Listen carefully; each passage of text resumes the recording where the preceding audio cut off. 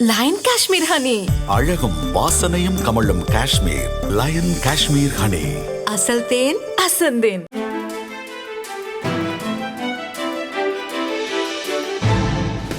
தட்டை, சீடை, முறுக்கு, ரிப்பன் போகடா, அதிரசம், என்ன வேணாலும் செய்யுங்க. ஒரே ஒரு 5 லிட்டர் இதய மந்த்ரா கடல் எண்ணெய் பேக் ஒரு மாசம் முழுசுக்கும் அத்தனை சமையல முடிச்சு விடலாம். இதய மந்த்ரா. வணக்கம். செய்தி சுருக்கம். 30 நாட்களில் 2.5 கோடி பேர். தொண்டர்களுக்கு ஸ்டாலின் அட்வைஸ். தமிழக சட்டசபை தேர்தல் அடுத்த ஆண்டு நடைபெற உள்ளது. இதில் வெற்றி பெற அரசியல் கட்சிகள் மும்முரம் காட்டி வருகின்றன. இதன் ஒரு பகுதியாக திமுக தலைவரும் முதல்வருமான ஸ்டாலின் தலைமையில் திமுக மாவட்ட செயலாளர்கள் கூட்டம் வீடியோ கான்பரன்ஸ் வாயிலாக நடந்தது. இதில் ஓரணியில் தமிழகம் உறுப்பினர் சேர்க்கை குறித்து ஸ்டாலின் பேசியதாவது: தமிழக மக்களை ஓரணியில் கொண்டுவர வீடு வீடாக பிரச்சாரம் செய்ய வேண்டும். பொதுமக்களையும் இளைய தலைமுறையினரையும் திமுகவில் புதிய உறுப்பினர்களாக சேர்க்க வேண்டும். உறுப்பினர் சேர்க்கை நடத்தி முடிப்பதற்கு இன்னும் 30 நாட்களே இருக்கின்றன. எண்ணிக்கைக்கு நாம் கொடுக்கும் அதே அளவு முக்கியத்துவத்துடன் ஒவ்வொரு வீட்டிலும் குறைந்தபட்சம் 10 நிமிடங்களாவது ஒதுக்கி கட்சியினர் கலந்துரையாட வேண்டும். அடுத்த 30 நாட்களில் தமிழகத்தில் மொத்தமுள்ள 68,000 ஓட்டுச்சாவடிகளிலும் சேர்த்து 2.5 கோடி பேரை திமுக உறுப்பினர்களாக சேர்க்க வேண்டும். நாம் உருவாக்கியுள்ள பூத் டிஜிட்டல் ஏஜென்ட்டுகள் கட்சிக்கு மிகப்பெரிய சொத்து. அவர்களை எதிர்வரும் சட்டசபை தேர்தலுக்கும் தேர்தலை கடந்தும் நாம் பயன்படுத்த வேண்டும். இதுவரை இணைக்கப்பட்டுள்ள உறுப்பினர்களின் விவரங்கள் முழுமையாக ஆய்வு செய்யப்படுகின்றன. எந்தெந்த ஓட்டுச்சாவடிகளில் நாம் வழங்கிய நடைமுறை சரியாக கடைபிடிக்கப்படவில்லை என தெரிந்தால் அங்கு மீண்டும் முதலிலிருந்து துவங்குவோம் என முதல்வர் ஸ்டாலின் அறிவுரை வழங்கினார். ரஷ்யா வர்த்தக உறவை முறிக்க சதி. நேட்டோ மூக்கை உடைத்த இந்தியா. மிரட்டலுக்கு தரமான பதிலடி. இந்தியா தினமும் சுமார் 51 லட்சம் பீப்பாய் கச்சா எண்ணெயை கொள்முதல் செய்கிறது. ஒரு காலத்தில் மத்திய கிழக்கு நாடுகளிடமிருந்து 99% கச்சா எண்ணெய் வாங்கியது. ஆனால் உக்ரைன் ரஷ்யா போர் வெடித்த பிறகு ரஷ்யா மீது நேட்டோ நாடுகள் பொருளாதார தடைகளை விதித்தன. இதன் காரணமாக ரஷ்யாவிடம் கச்சா எண்ணெய் வாங்க நாடுகள் தயக்கம் காட்டின. உடனே குறைந்த விலையில் கச்சா எண்ணெயை விற்பனை செய்ய ரஷ்யா முன்வந்தது. இதை இந்தியா பயன்படுத்திக் கொள்ள ஆரம்பித்தது.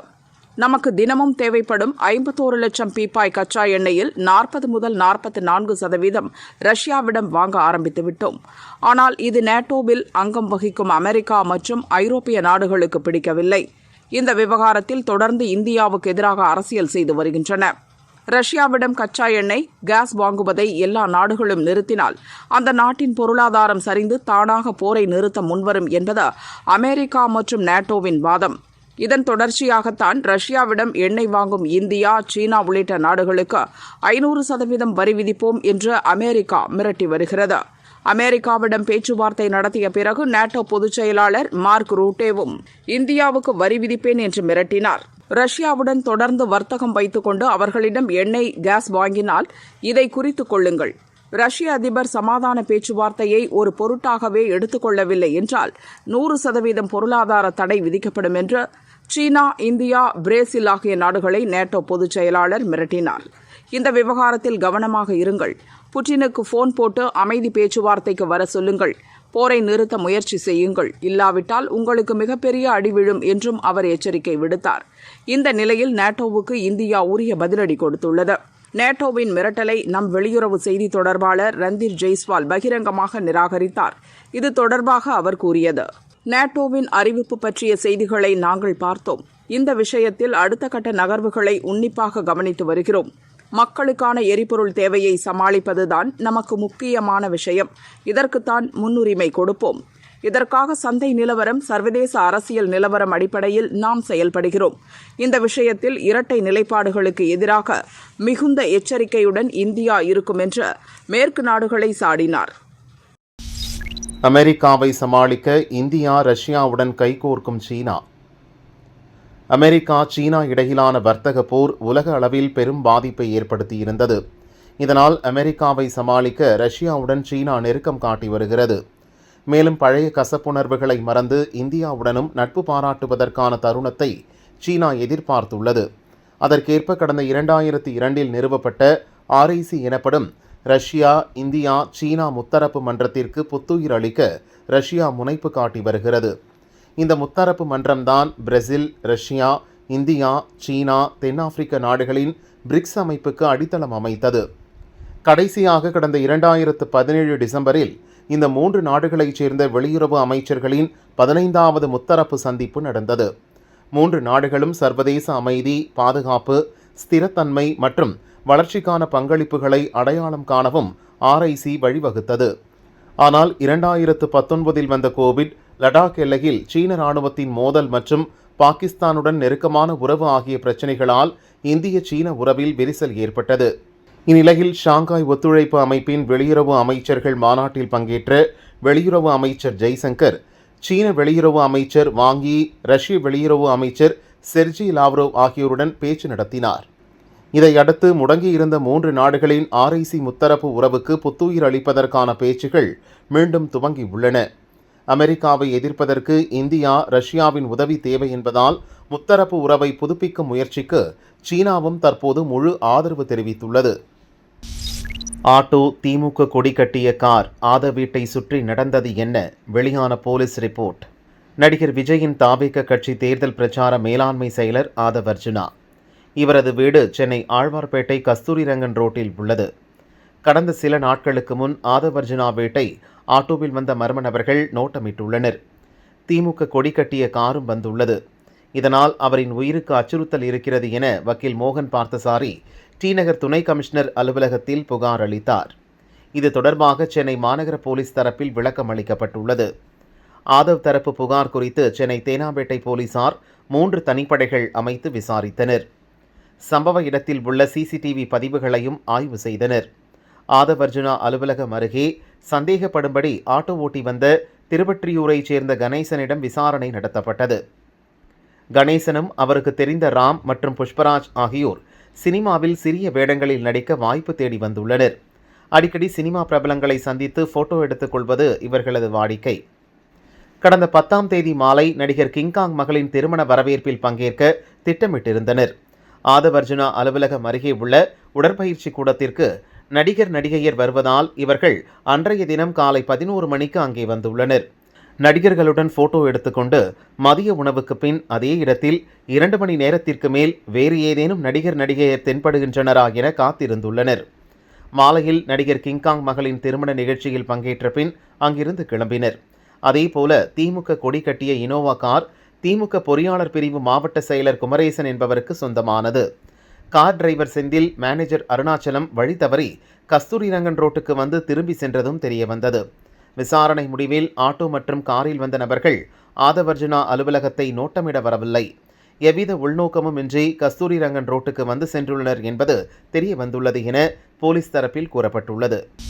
பிரியங்கா கணவர் வத்ராவின் 37 கோடி ரூபாய் சொத்துக்கள் முடக்கம். நில மோசடி வழக்கில் அதிரடி காட்டியது இடி. காங்கிரஸ் MP பிரியங்காவின் கணவர் Robert Vadra skylight hospitality private limited என்ற நிறுவனத்தை நடத்தி வருகிறார். 2008 ஹரியானாவின் குருகிராம் பகுதியில் இந்த நிறுவனம் மூலம் 3.5 ஏக்கர் நிலத்தை 7.5 கோடி ரூபாய்க்கு வாங்கினார். ஓம்காரேஸ்வர் ப்ராப்பர்ட்டிஸ் நிறுவனம் நிலத்தை அவருக்கு விற்றது. அதே ஆண்டு அந்த இடத்தில் வணிக வளாகம் கட்ட அவர் ஹரியானா காங்கிரஸ் அரசிடம் அனுமதி கோரினார். முதல்வர் பூபேந்தர் சிங் ஹூடா 4 நாட்களில் அனுமதி அளித்தார். அதன் பிறகு அந்த நிலத்தின் மதிப்பு அசுர வேகத்தில் உயர்ந்தது. பின்னர் இந்த நிலத்தை ராபர்ட் வாத்ராவின் நிறுவனம் DLF என்ற ரியல் எஸ்டேட் கம்பெனியிடம் 58 கோடி ரூபாய்க்கு விற்றது. ராபர்ட் வாத்ராவுக்கு சில மாதங்களில் 50 கோடி ரூபாய்க்கு மேல் லாபம் கிடைத்தது. இந்த நில ஒப்பந்தங்களில் முறைகேடுகள் நடந்ததாக குற்றச்சாட்டுகள் எழுந்தன. 2012 அசோக் கெம்கா என்ற ஹரியானா IAS அதிகாரி விரிவான விசாரணை நடத்தி தவறுகளை கண்டறிந்து நடவடிக்கை எடுத்தார். ஒப்பந்த உரிமை மாற்றங்களை ரத்து செய்தார். ஆனால் 2013 ஹரியானா காங்கிரஸ் அரசு நில ஒப்பந்தத்தில் எந்த தவறும் இல்லை என அறிவித்தது. 2014 தேர்தலில் பாஜக ஆட்சியை பிடித்த பிறகு நிலைமை வேறு மாதிரியானது. ஹரியானா முதல்வராக இருந்த மனோகர் லால் கட்டாரியா மறு விசாரணைக்கு உத்தரவிட்டார். 2018 ஹரியானா போலீஸ் விசாரித்து இந்த விவகாரத்தில் ராபர்ட் வாத்ரா, முன்னாள் முதலமைச்சர் பூபேந்தர் சிங் ஹூடா, DLF நிறுவனம் மற்றும் ஓம்காரேஸ்வர் ப்ராப்பர்ட்டிஸ் மீது ஊழல், மோசடி, ஏமாற்றுதல் மற்றும் ஊழல் தடுப்பு சட்டத்தின் கீழ் வழக்கு பதிவு செய்தது. அமலாக்கத்துறையும் அதே ஆண்டு விசாரணை நடத்தியது. நில ஒப்பந்தங்களில் பண மோசடிகள் நடந்திருப்பதை கண்டறிந்தது. ராபர்ட் வாத்ரா இதை அரசியல் பழிவாங்கும் நடவடிக்கை என கூறினார். கடந்த ஏப்ரலில் வாத்ராவிடம் அமலாக்கத்துறை 3 நாட்கள் மீண்டும் விசாரணை நடத்தியது. அதன் அடிப்படையில் டெல்லி ரோஸ் அவென்யூ கோர்ட்டில் ராபர்ட் வாத்ரா உள்ளிட்ட 10 பேர் மீது பண மோசடி தடுப்புச் சட்டத்தின் கீழ் இன்று குற்றப்பத்திரிகை தாக்கல் செய்திருக்கிறது. அத்துடன் ராபர்ட் வாத்ராவுக்கு சொந்தமான 37 கோடியே 64 லட்சம் ரூபாய் மதிப்புடைய 43 சொத்துக்களையும் அமலாக்கத்துறை முடக்கியுள்ளது. வந்தே பாரத் ரயில்களின் முன்பதிவில் புதிய வசதி.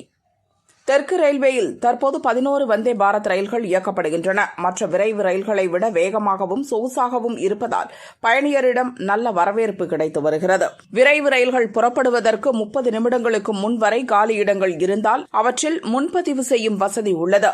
இதற்கிடையே ரயில்களில் காலியாக உள்ள இருக்கைகளின் விவரங்களை பயணியர் உடனுக்குடன் தெரிந்து கொள்ள மேம்படுத்தப்பட்ட நடப்பு முன்பதிவு வசதி ஏற்படுத்த தெற்கு ரயில்வே திட்டமிட்டது.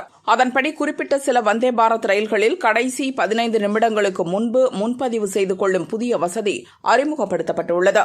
இந்த புதிய நடப்பு முன்பதிவு வசதியானது எழும்பூர் நாகர்கோவில், நாகர்கோவில் எழும்பூர், கோவை கர்நாடகா மாநிலம் பெங்களூரு கண்டோன்மெண்ட், கர்நாடக மாநிலம் மங்களூரு, கேரள மாநிலம் திருவனந்தபுரம், சென்னை ஆந்திர மாநிலம் விஜயவாடா உட்பட 8 வந்தே பாரத் ரயில்களில் அமல்படுத்தப்பட்டுள்ளது.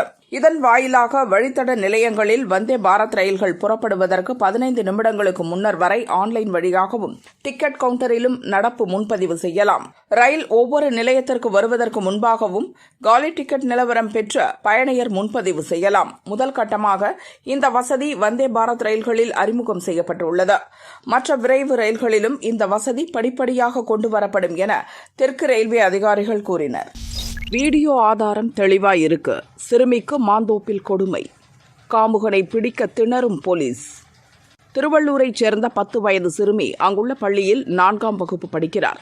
ஆரம்பாக்கத்தில் இவரது பாட்டி வீடு உள்ளது. கடந்த ஜூலை 12ஆம் தேதி மதியம் 1 மணி அளவில் அங்கு செல்ல கிளம்பினார். ரயில் நிலையத்தை கடந்து மாந்தோப்பு வழியாக தனியாக நடந்து சென்றார். மதிய நேரம் என்பதால் ரயில் நிலையம் அருகே ஆள் நடமாட்டம் இல்லை. அப்போது சிறுமியை 25 வயதுடைய வாலிபன் பின்தொடர்ந்து சென்றுள்ளான். அந்த இடத்தில் ஆட்கள் யாரும் இல்லாததால் சிறுமியை பலவந்தமாக மாந்தோப்புக்குள் தூக்கிச் சென்றான். பாலியல் வன்கொடுமை செய்ய முயன்றுள்ளான். சுதாரித்த சிறுமி அவனது கண்ணில் மண்ணை தூவிவிட்டு தப்பியுள்ளார். தனக்கு நேர்ந்த கொடூரம் குறித்து பாட்டியிடமும் உறவினர்களிடமும் சிறுமி தெரிவித்துள்ளார். இது தொடர்பாக ஆரம்பாக்கம் காவல் நிலையத்தில் புகார் அளித்துள்ளனர். சிறுமியை அருகில் உள்ள அரசு மருத்துவமனையிலும் சேர்த்துள்ளனர். நடவடிக்கை எடுப்பதில் ஆரம்பாக்கம் போலீசார் காலதாமதம் செய்ததால் சிறுமியின் உறவினர்கள் கும்மிடிப்பூண்டி டிஎஸ்பி ஜெயஸ்ரீயிடம் புகார் அளித்தனர். இதையடுத்து அவரது தலைமையில் விசாரணை நடக்கிறது. சிறுமியிடமும் வாக்குமூலம் பெறப்பட்டுள்ளது. அப்போது பாலியல் வன்கொடுமையில் ஈடுபட்ட நபர் ஹிந்தியில் பேசியது தெரியவந்தது. சம்பவ இடத்தில் உள்ள சிசிடிவி பதிவுகளில் சிறுமியை வாலிபர் தூக்கிச் சென்றது பதிவாகியுள்ளது. ஆனால் சம்பவம் நடந்து 5 நாட்களாகியும் காமுகன் பதுங்கியிருக்கும் இடத்தை போலீசாரால் கண்டறிய முடியவில்லை. ஆரம்பாக்கம் மற்றும் ஆந்திர மாநில எல்லைகளில் பதிவாகியுள்ள சிசிடிவி பதிவுகளும் ஆய்வு செய்யப்பட்டது. தெளிவான வீடியோ ஆதாரங்கள் கிடைத்த பின்னரும் துப்பு துளக்க முடியாமல் போலீசார் திணறி வருகின்றனர்.